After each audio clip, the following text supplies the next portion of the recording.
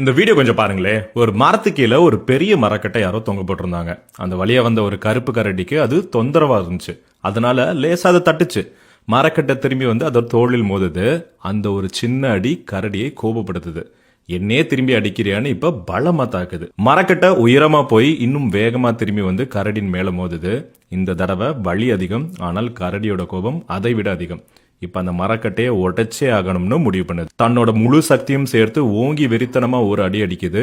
மரக்கட்டை இப்ப ரொம்ப உயரமா போயிடுச்சு. மேல போய் ஒரு செகண்ட் நிக்குது.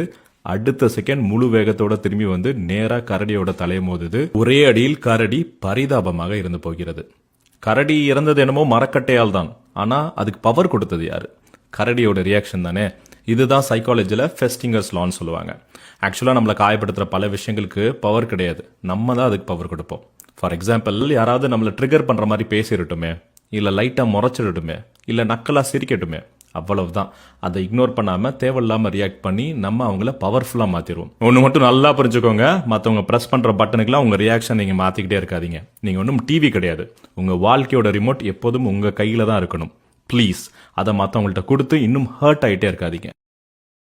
Download ShareChat.